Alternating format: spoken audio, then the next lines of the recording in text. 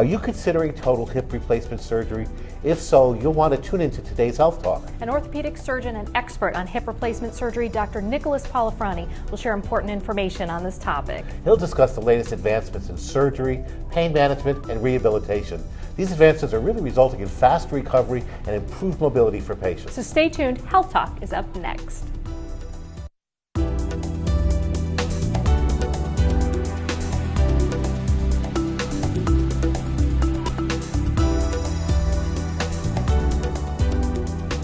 Hello, I'm Dr. Eric Mazur. And I'm Dr. Andrea Peterson. Today we're going to talk about recent advancements in total hip replacement surgery. Our guest is Dr. Nicholas Polifrani. Dr. Polifrani is Chief of Orthopedics at Norwalk Hospital. Thanks so much for coming back on Health Talk with us. Nick. It's great to have you. Yeah. My pleasure. Well, I've been amazed. Nick has set up with his colleagues, a joint replacement center at Norwalk Hospital, and I just want to say on air what I've said in private before. You guys have done a spectacular job in bringing the latest in pain control, technology and everything to surgery, and I've had recent experience elsewhere with my family, and I would go to Norwalk Hospital in a second with what you guys do. So tell us, with that sort of introduction, tell us about hip replacement surgery, and then we'll go into some of the advances. Well, thank you for the comments. Hip replacement surgery has reached a point where the evolution of the components, the materials that we use are really terrific. The longevity now is amazing. When I started doing this back in the early 80s, we could promise patients 5 to 10 to 15 years perhaps before the components would wear out.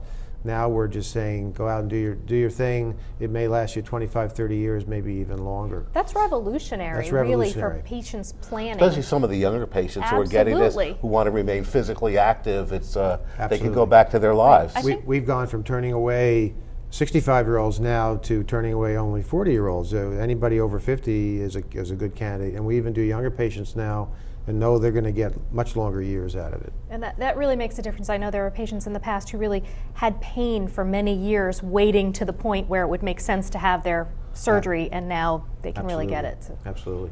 And I know that I do want to say something. You've introduced a pain control regimen, and we've actually had patients on this show who will say that you've reduced pain to almost insignificant levels post-operatively, which I find an amazing achievement. We have been able to. It's not just us. It's anybody that has a good joint program at any hospital uses these pain management techniques. We've sort of adapted it from many other techniques around. The whole idea is to remove the use of narcotics. That is probably the paramount thing we do. We still use a little bit amount of oral narcotics, but nothing intravenously. We get the patients up the first day of surgery. We try to do 100% the day of operations, and use intravenous drugs like Tylenol. Which people think is not that effective, but it really is. Intravenously, it's like almost like a dose of morphine, but it has no side effects. Without any side effects. And we use a lot of small medications, anti-inflammatories, one that block nerves. We use oral Tylenol as well. We use a nerve conduction pill that stops sort of the patient's perception of pain. All that in little doses adds to a patient who says, I don't need narcotics. You put some anesthesia right in the wound as well, don't you? Yes, we inject all around the levels of the incision a cocktail of numbing medication and anti-inflammatory drugs. And again, that's really been a revolutionary change over the past, certainly in my career in medicine, seeing this multimodal approach to pain rather than just treating with one type of pain management technique, because we know that pain is very complicated, and if you address it in different ways, you can get better success. Yeah, and narcotics, I think we had been so dependent on narcotics, and they have a lot of unpleasant side effects as you're using them, and they really dull you, and the nausea, the constipation, and we are able to really limit their use now. Yes, yeah. It keeps people in bed if you overuse the narcotics. Well, maybe we could ask you if you could go through what a hip replacement is, and then we want to talk about this new computer-assisted robot that helps you get the angles more exact. But we could start with the basics and then move on to the computerized assist. Okay, the hip is basically a ball and socket joint, just like the shoulder. And what happens in any arthritic condition is the cushion that holds the bones apart. Our joints are not bone on bone. There actually is a cushion very similar to what we're sitting on here in our chair that coats and is adherent to both surfaces of the bone. For some reason, we weren't given the ability to heal that, so when it starts to That's break called down... the cartilage. I think the people have heard cartilage. of that. The cartilage wears rapidly sometimes and leaves the bone without cushion. The nerve endings kick in, the body reacts trying to do something, but it can't heal the cushion, so it just makes changes in the joint. It increases the pain, it stiffens the ligaments, and before you know it, you have a joint that's basically been destroyed. So it needs to be replaced, and that's what joint replacement surgery is about. This is a sort of a model of a joint replacement. Let me just take this off here carefully. And this is a left hip. This is a left hip, correct. So I'll take it apart very easily here. What we do first is we clean out the socket. This is the pelvis, which contains the hip socket. It's usually irregularly shaped, and it has bone spurs and things, so we use tools to clean it out. And then we put a shell, either a metal shell, and we either cement it in or press fit it in. Nowadays, we mainly press fit it in. And it's very important where we get this angle. We want to mimic where we put this component into place to mimic the natural joint surface and the alignment of the joint. And that comes into play with our discussion later on about the robotics. So we have that in place. This can be lined with either a plastic component, which is shown here, or ceramic or metal, depending upon what component you're using. And then on the femoral side, this is the upper end of the femur. We remove the diseased ball part. So you take off the patient's own diseased ball bone. part of the socket. We tool the inside to fit a stem like this or similar. And this can never, and then we insert the stem into the femur, and that is either a press fit, meaning it's going to adhere to the bone by mechanical basis, or we use cement. Majority of hips now are done without cement. It's just technically it's faster, and it holds up to all strains. And then this goes back, and then when we're done with the two areas of the surgery, this makes the new hip replacement, and this is your joint going back and forth. Now, are there tendons and muscles you have to disattach and then reattach, or are they just, you're able to move those out of the way? Well, contrary to popular belief, most approaches to surgery do not cut tendons. We really split the muscle, whether you're coming from the back, from the side, from the front. They're usually muscle splitting incisions to preserve the function. Down inside the joint, though, there is an envelope around the hip that has to be opened.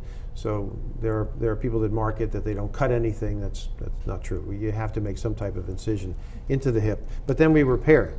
You can either go into the front, and then you have to repair the front capsule, or you go out the back, and you have to repair that part of the capsule.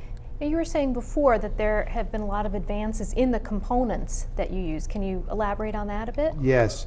First of all, a lot of the advances have been in not using cement to fixate it, because the cement, well, first of all, was not always a guarantee that it was going to fix properly. And with the modern day titanium components, they don't wear, they don't break, they don't fret. So we're able to impact them into place, and they stay there. Does the bone sort of grow in and help anchor that? The bone grows in and anchor, but it's really the primary fixation that's the most important That's the way part. dentists have been put fillings in for years. Yeah, and now with the post that dentists use, it's the same thing. They put a post, they just impact it into the bone, and then the bone grows around it. The advance that really has been the most important thing is this plastic. This plastic liner used to fail. It would wear. It would create microscopic particles that would drop off into the joint. Just like sand irritates your eye, the particles would irritate the joint and create reaction, too much blood supply, and then before you know it, the bone would get soft and the component would loosen up. And that used to be the biggest failure. We don't see that anymore. This material now is almost indestructible. Amazing. Almost Fantastic. indestructible. And that's engineering. We're lucky enough to have the engineering that comes into that. And then the other part of this is that these things need to fit together perfectly and have the right angles. And we have now a Yes. computer system. So tell us a little bit about that, because that's a really very, very recent, isn't that? Yeah, the computer system is largely based on this side of the operation. There is some computerization of the leg lengths that we use now using the robotic system, but the key to the operation is to get this acetabular socket, this hip socket, in exactly the right position you want it. And exactly means that according to the patient's anatomy, everybody's a little bit different, and what pre-existing conditions there were. Some people have a perfectly normal socket that anybody can put it in place. Some people have a deformed socket, and then it becomes hard to do the to the preparation.